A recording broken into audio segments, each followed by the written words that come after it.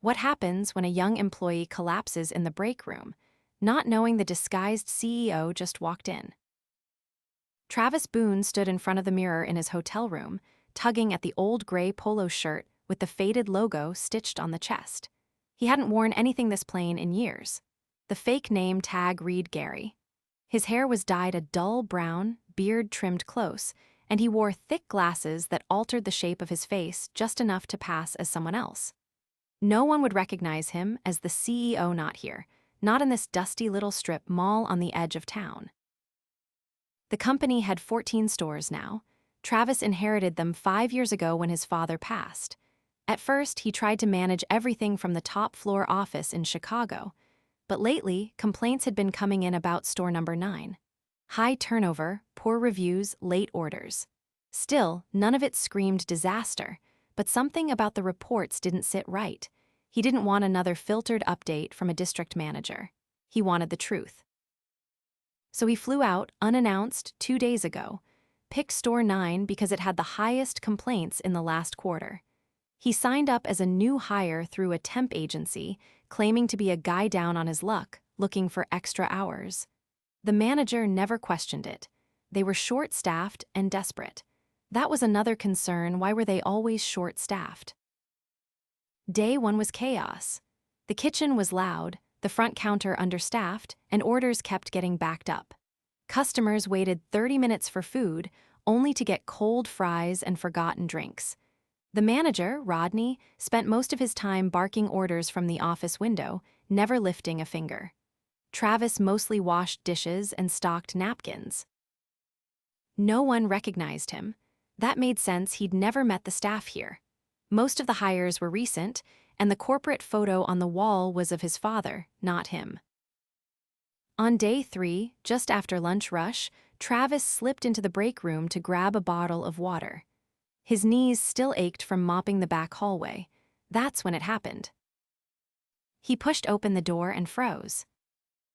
A girl, maybe 19 or 20, was slumped on the floor next to the vending machine. Her name tag read Sierra. Her face was pale, lips dry, and her breathing was shallow. A half-eaten protein bar lay beside her. "Sierra," he said, rushing over. "Hey, can you hear me?" No response. He knelt beside her, checked her pulse.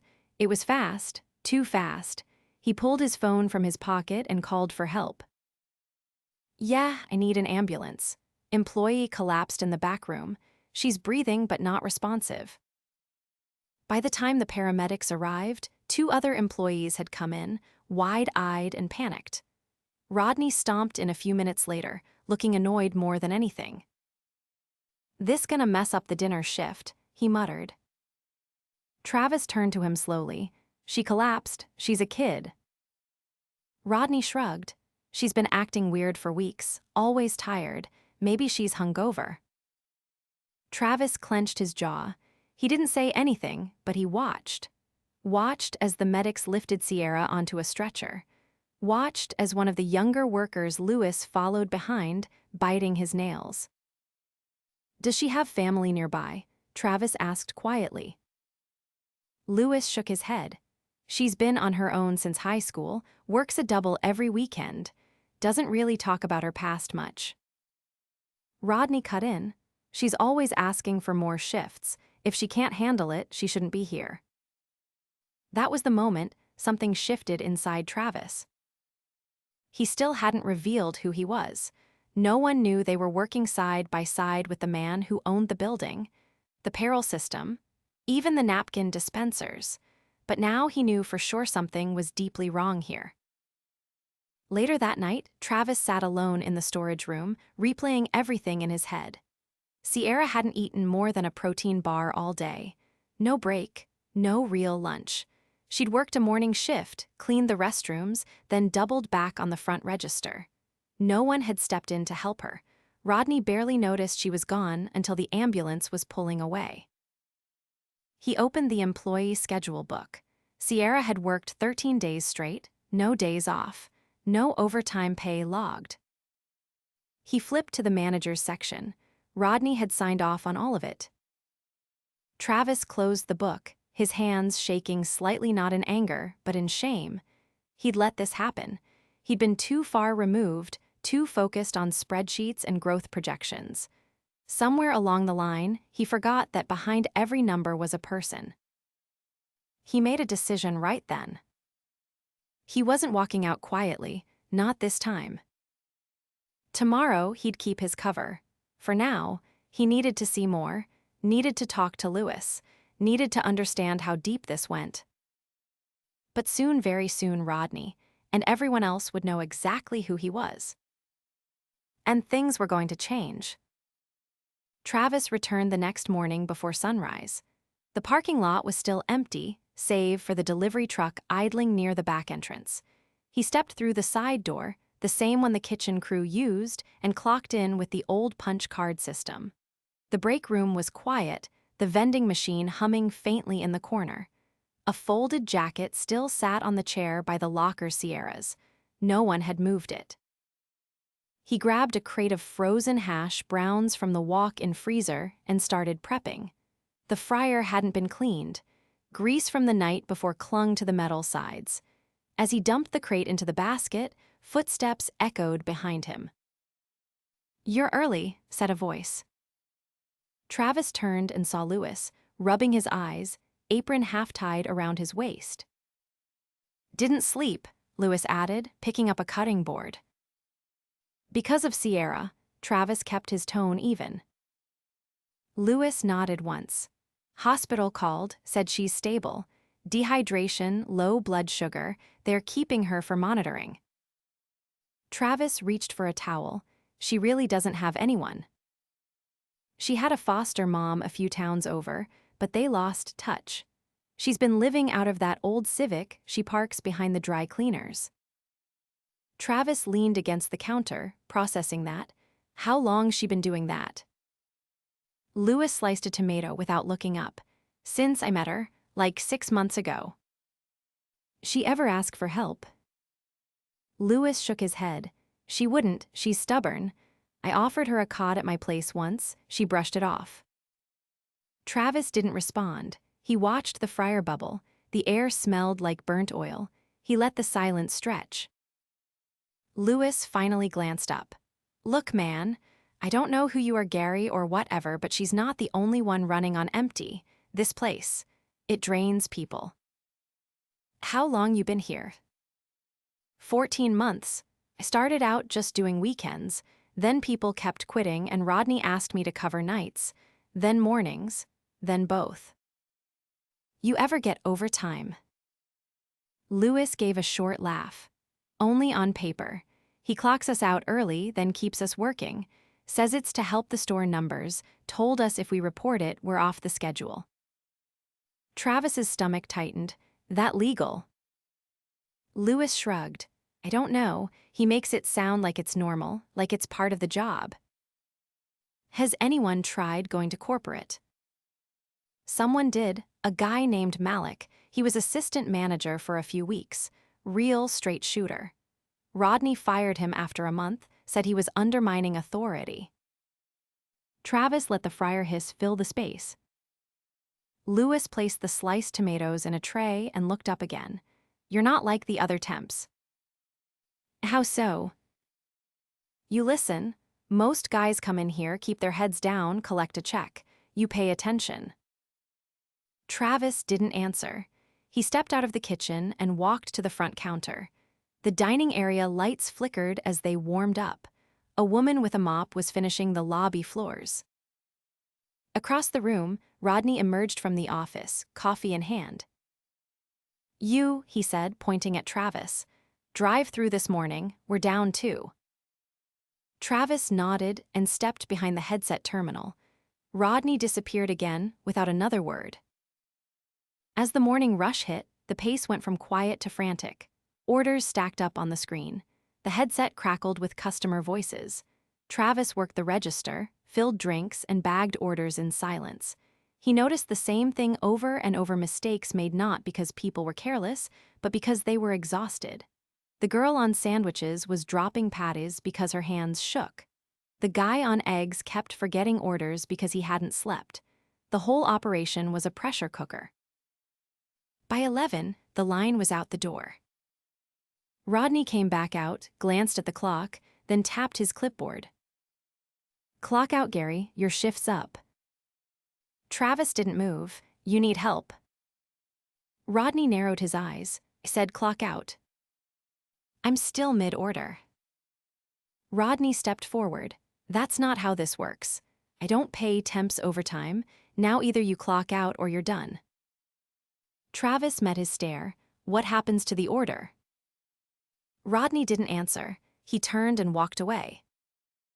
Travis finished the order anyway. When it was done, he stepped into the alley behind the building to catch his breath. The air was thick with fryer exhaust. He pulled out his phone and called a number from memory. A woman answered. "This is Boone." Travis spoke quietly. "I need Sierra's full payroll history. Store 9. Also, get me the last 6 months of overtime logs for every employee here." "Yes, sir. Anything else?" "Find out how many complaints have come from this location. Not just customer, internal." When he hung up, he stared at the dumpster. A raccoon scurried underneath. The lid was cracked open, cardboard spilling out. The whole place felt like it was held together by duct tape and denial. Inside, the dining area had cleared out. Travis stepped back in and found the sandwich girl sitting on a crate, head between her knees. The assistant manager, a wiry man named Ben, stood over her.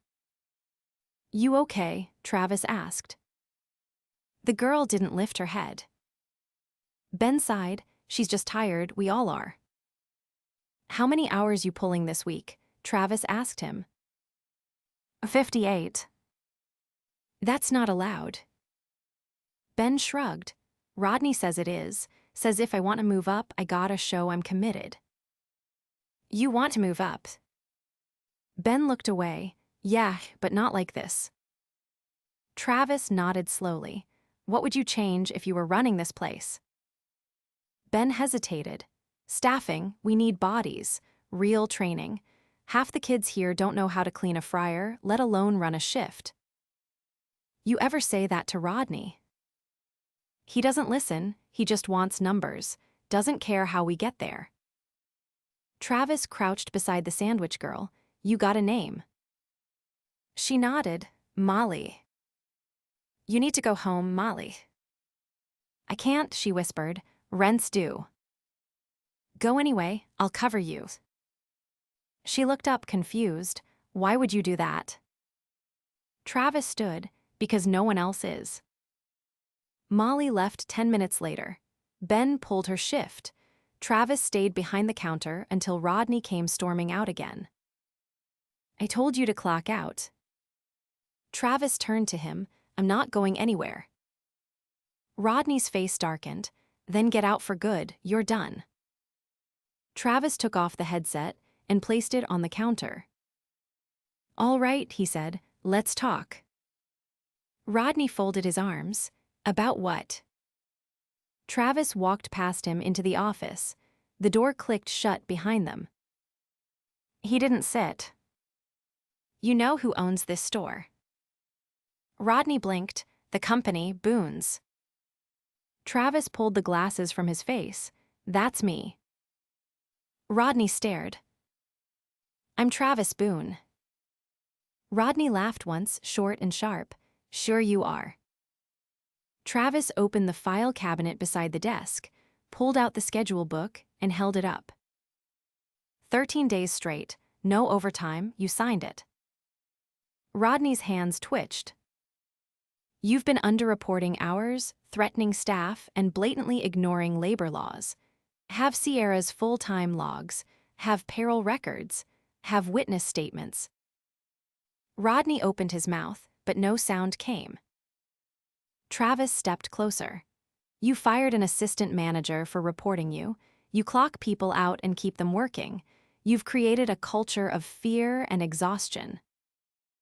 I didn't." "You did, it stops now." Rodney backed into the desk. "What are you gonna do?" Travis took a breath. "First, you're suspended, effective immediately. You'll be escorted out by end of day. Ben's in charge until we assign a replacement. You can't. I can, and I will. Travis opened the door and walked into the kitchen. He found Lewis cleaning the prep table. Call the staff together, all of them, break room now. Lewis nodded and disappeared. Travis stood alone for a moment, hands at his sides. He looked around at the cracked tile, the faded posters, the dented fryer lids. He thought of Sierra's jacket, still on the break room chair. And he waited.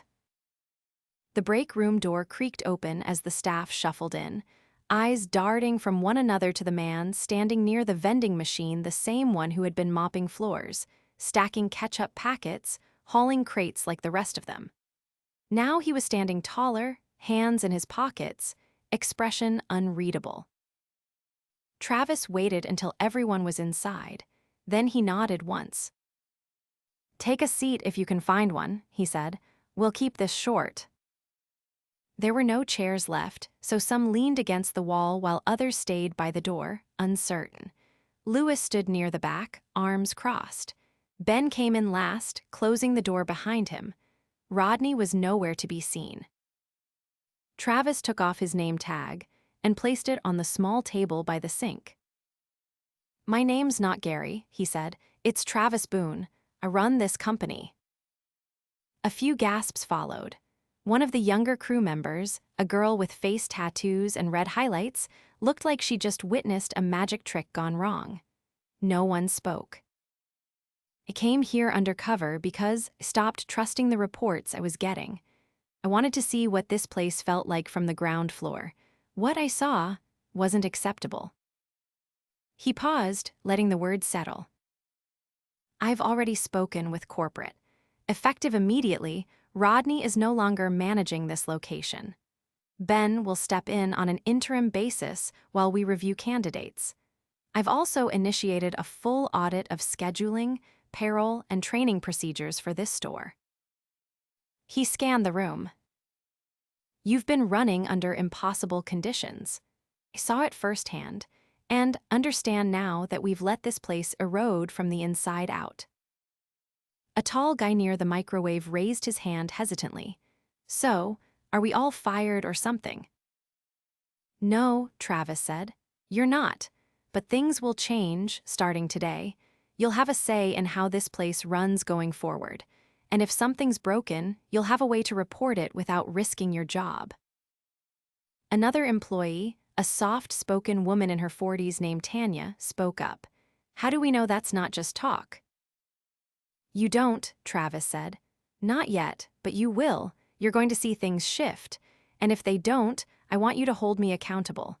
Not through some hotline or suggestion box directly. I'm setting up a weekly check-in, and I'll be on those calls, not someone reading off a script. Quiet murmurs passed between the staff. Ben stepped forward. Can I ask something? Travis nodded. Are you planning to visit the other stores like this? Eventually, Travis said, but right now, I'm staying here a few more days. I want to see what the right version of this place looks like. The red-haired girl crossed her arms. What about Sierra? Travis's expression shifted slightly. I visited her this morning. She's doing better. Once she's out, she'll be fully compensated for missed pay, and if she wants it, we'll help her find housing. But I'll let her decide what she needs. The silence that followed felt heavier than any reprimand. Lewis finally spoke. Why didn't you just show up in a suit and tell everyone what was wrong? Because I wouldn't have seen the truth, Travis said. People act differently around a title. I needed to earn your trust, even if it was under a fake name. Someone coughed near the back. Travis turned to Ben. You've got the floor now. I'll be around, observing, but you're the one the team knows. Just do one thing differently, listen more than Rodney did. Ben gave a small nod. I can do that. Travis stepped out, leaving the door open behind him. He walked to the front counter and leaned against it, watching the early afternoon lull. A couple of booths were occupied by students with laptops. A delivery driver waited near the pickup shelf, scrolling through his phone. The woman cleaning the soda machine looked up. "So, you're the guy from Chicago." He nodded. She wiped a nozzle with a cloth. "You don't act like someone who runs 14 stores." "Should I?" She gave a half shrug. "Most people at the top don't clean out syrup traps." "I didn't know what a syrup trap was until 2 days ago." She laughed once, then went back to work. Travis moved into the kitchen, where Ben was already reviewing the shift schedule. The paper was crumpled, filled with crossed-out names and arrows pointing in every direction. "This thing's a mess," Ben muttered. "We've had people covering for people who aren't even trained." Travis leaned over the counter. "How long have you been running backup without any authority?" Ben flipped a page. "About 6 months. I've been closing most nights because Rodney didn't want to." "Why didn't you walk?" Ben didn't answer for a moment. "Because I kept thinking it'd get better, and I didn't want to leave the crew behind. They're good people. They just needed someone who gave a damn." Travis nodded. "You're not going to be doing this alone anymore. We're bringing in a regional training lead tomorrow. You'll get support." Ben folded the schedule. "We also need to fix the fryer. It hasn't drained properly in weeks. Put together a list of everything that's broken equipment, processes, whatever. We'll prioritize." As Travis turned to leave, Ben added, "You could have just sent an email." "I did," Travis said. "It didn't work." Outside, the sun was beginning to dip behind the strip mall roofline. Travis stepped into the lot and leaned against the building. He checked his phone, scrolling through the audit reports that had just come in. 3 flagged entries stood out: duplicate time cards, suspicious edits, and one instance where an employee's hours had been erased completely. He forwarded the report to legal. A familiar voice interrupted. "You really went all in, Hus." Travis looked up to see Lewis standing near the dumpster, picking at the label of a bottled water. "I did." Lewis leaned against the wall beside him. "Sierra's gonna freak when she finds out who you are. She'll probably be more angry than anything." "Yeah," Lewis said, "but she'll also know someone finally saw what she's been carrying." Travis looked at him. "What are you carrying?" Lewis shrugged. "Nothing I can't let go of." "Even after what happened?" "Especially after what happened," Lewis said. "I've been here long enough to know when something's shifting, and this feels different." Travis nodded toward the building. "Help me make sure it stays that way." "I'm in, but just so you know, you're gonna have to earn a lot of people's trust back." "I know." They stood in silence for a moment. Then Lewis asked, "You ever think about what your dad would say if he saw this place now?" "I think about it every day," Travis said. "He built this company from nothing, but somewhere along the way, I stopped looking at the people and only saw the numbers." Lewis nodded. "Glad you're looking again." He walked back inside, leaving Travis alone with the cooling air and the low hum of highway traffic in the distance. Travis watched the sky shift from gold to gray, then turned and headed back in. There was still work to do. The first full staff meeting under Ben's temporary leadership started 35 minutes after close.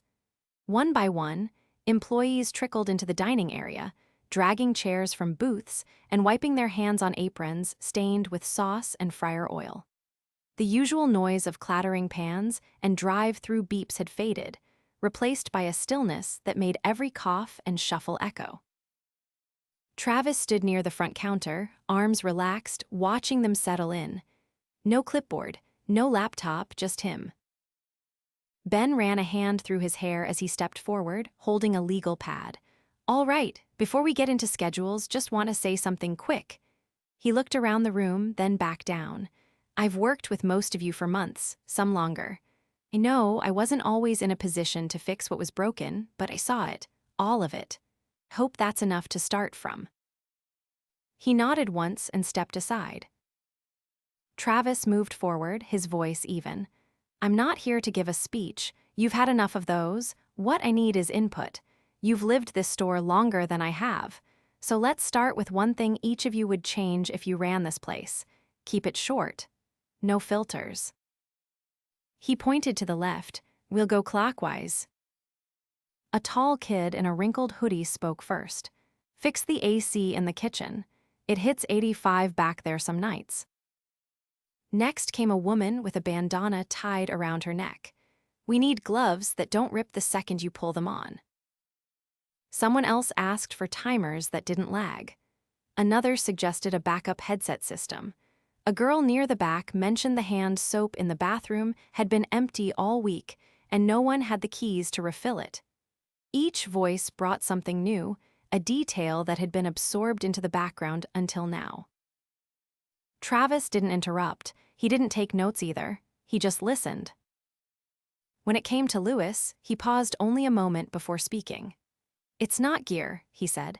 It's time. We need time to train people right. Right now, we throw them on the line and they learn by getting yelled at.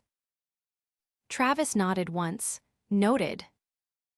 When it circled to Ben, he closed the pad and said, we need someone checking in who actually understands what this job feels like. Not just once a quarter. Travis stepped back. Then you'll have that. I'll be appointing a field liaison, one person for every group of stores. Their job is to listen and report, not manage, not discipline, just document and advocate. And that position will be filled by someone who's worked in a kitchen. No exceptions. A few heads turned. That was new. He continued. Second, we're rolling out a pilot program here starting next week. It includes mandatory paid breaks, rotating weekend shifts, fair scheduling, and direct access to a third-party HR rep. No more reporting issues to someone who signs your paycheck. Lewis leaned forward. Is this just for our store? For now, Travis said. If it works, it scales. Someone asked if they'd be getting retroactive pay for missed overtime. Travis answered without hesitating. Payroll is reviewing discrepancies. If hours were stolen, they'll be paid back with interest. You'll get that confirmation in writing. No one clapped. No one cheered.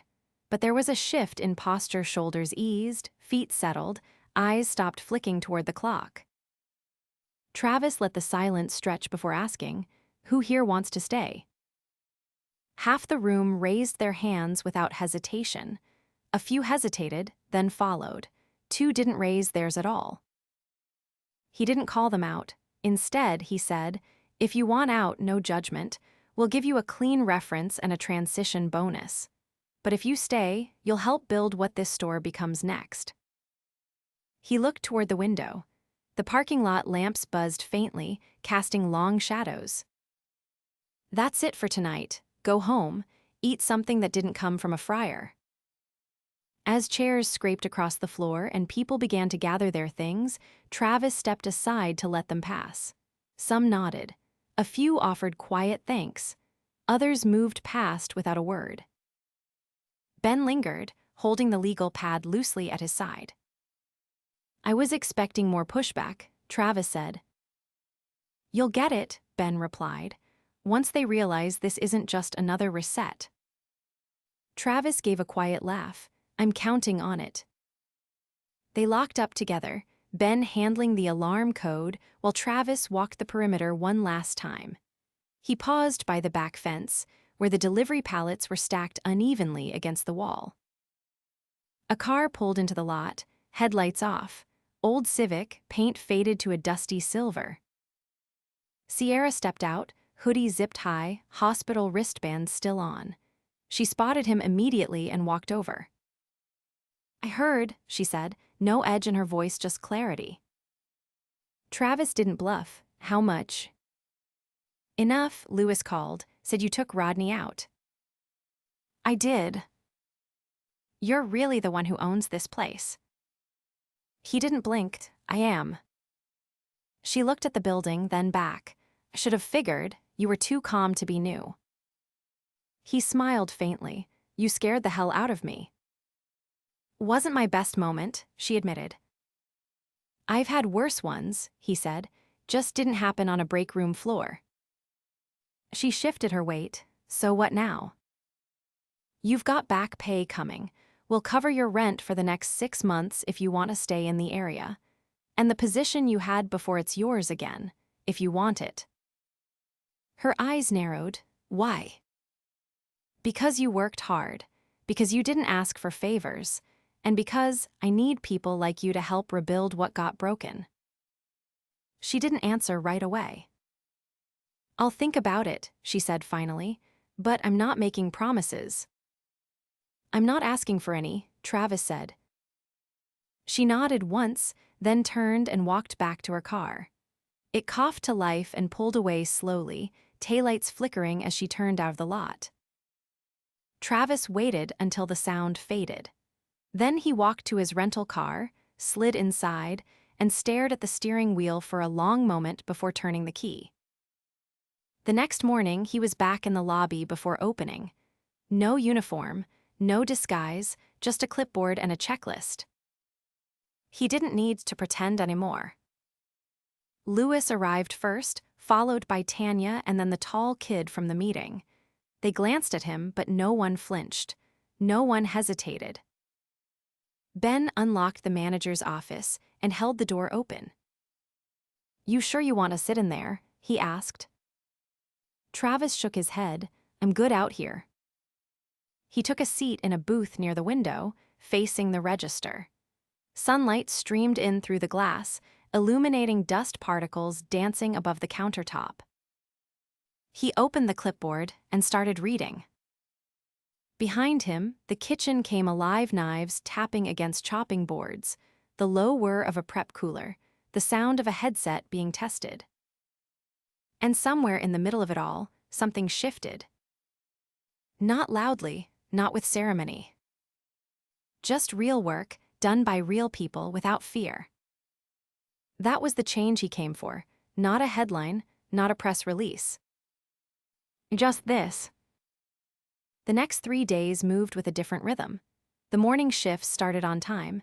Everyone who needed a ride got one. The fryer was cleaned properly.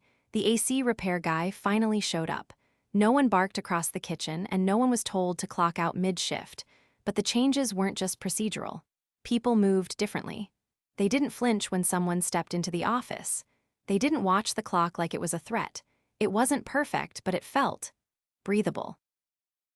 Travis kept the same corner booth, near the window where he could see the register and the lot outside. He kept his phone in his pocket and his eyes on the people. He wasn't taking inventory anymore, he was watching patterns. Who picked up slack without being asked? Who checked the cooler before the rush instead of after? Who noticed when the prep table needed restocking and didn't announce it like a favor? On Thursday, Sierra walked through the front door just after 10. She had a canvas bag slung over her shoulder, no name tag, no uniform. She didn't sit down or scan the room. She walked straight to Travis's booth and stood by the table. You said could decide what I needed. He closed the folder in front of him and looked up. That still stands. I'm not coming back to the front line, she said. Not after that. I understand. But I'll stay on if I can work back-end systems. Travis raised an eyebrow. You want operations. I've been managing inventory from the register for 6 months. I know what we waste and what we're always short on. I know the guys from the supply chain by voice. I don't want to run the fryer, but I can fix how we order.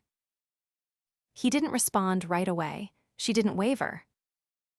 All right, he said. You'll report to the regional logistics director. I'll have them loop you in. I want it on paper, she said. No promises. You'll get it in writing by tomorrow morning. Title, pay rate, hours. She nodded once, then turned and walked out. She never sat down. Louis slid into the booth a few minutes later, holding a small notebook that had clearly seen better days. The cover was peeling, and there was a rubber band wrapped around the middle. "I've been keeping track of things we still need," he said. "Not just equipment, stuff people don't want to say out loud." Travis took the notebook without opening it. "You always write things down." "Only when I think someone might actually look." He tapped the table twice with his fingers, then added, "One more thing, Tanya's thinking about quitting." "Why?" "She's taking care of her sister's kid now. Can't do nights anymore. But she's afraid if she asks for a change, she'll get bumped off the schedule." Travis stood. "Where is she?" "Stockroom." He found her unpacking a shipment of condiments, slicing open boxes with a dull blade. She didn't notice him at first. "I heard you're managing more than just the kitchen now," he said. She looked up startled. "I didn't say anything." "You didn't have to." She straightened up. "I'm not trying to make waves, I just need different hours. I can't do overnights with a toddler at home." "You won't have to. We'll shift your schedule to mornings only. No loss in hours." She looked at him carefully. "Why are you doing this?" "Because you didn't ask for special treatment, you asked for balance. That's reasonable." She nodded slowly. "All right." As he left the stockroom, Travis passed by the manager's office. The door was open, and Ben was sitting at the desk, laptop open, headset on. He was reviewing a training video with two of the newer hires. They weren't slouched or checking their phones. They were watching, asking questions, replaying segments. It wasn't flashy, but it was working. Later that afternoon, a man in a charcoal windbreaker stepped through the front door and scanned the room before heading over. "Name's Carson," he said. "From corporate compliance. You wanted the audit in person." Travis motioned to the booth. "Let's go over it." Carson laid out a folder with color-coded tabs and timelines. Payroll discrepancies go back almost 9 months. Rodney had access to the scheduling software. He was exporting modified logs and deleting the originals. We've recovered most of it. "How bad is the damage?" "We're estimating close to $70,000 in unpaid overtime across 23 employees." Travis exhaled through his nose. "We've already begun processing reimbursements. Legal's working on severance terms with Rodney. We're also flagging 3 other locations for similar patterns." "Where?" "South Bend, Omaha, and a location in Flagstaff, all under the same regional manager." Travis tapped the table. "Pull his records. I want every store he's touched reviewed." "You want these findings public?" "No," Travis said. "Not yet, not until we've made it right." Carson packed the folder back up and stood. "You want anything else?" "I want a list of every employee who's been here longer than a year, and I want to know why they stayed." That night, Travis drove to a nearby diner. Not because he was hungry, but because he needed to see something outside of his own walls. The waitress was middle-aged, fast-moving, and didn't write anything down. A man in the corner booth coughed into a napkin for most of his meal, and the cook behind the window wore headphones. The food came fast, the coffee was burnt, but the place had rhythm, a kind of tired honesty. When he got back to the store, it was past closing. The lights were out, but a single car was parked near the dumpster. He recognized the Civic. Sierra was sitting on the curb, legs stretched out, laptop on her knees. He walked up slowly. "Thought you weren't doing front line anymore." "I'm not," she said. "I'm watching the supply chain dashboard. We've got a double shipment sitting in the wrong warehouse. If it doesn't get rerouted, we'll be overstocked on dairy for 3 weeks." He sat beside her on the curb. "You're not on the clock." "I know." "You don't have to prove anything." "I'm not." They sat in silence for a moment. A cat darted across the lot. "Why did you really come out here?" she asked. I didn't believe the reports. And now I believe them. She closed the laptop. Do you think it'll last? She asked. That depends. On what? On whether people like you stay. She didn't say anything. He stood and offered her a hand. She didn't take it. I'll lock up, she said. He left without another word. The next morning, the first company-wide memo went out. Not from PR, not from legal, from Travis himself. It didn't mention Sierra or Rodney or the audit. It said this: if you are helping hold up one of our stores with grit and silence, I want to hear from you. If you've been overlooked, underpaid, or unheard, we're changing that. Not with statements, with structure. This isn't a reset, it's a rebuild, from the ground up. He signed it with one word: listening.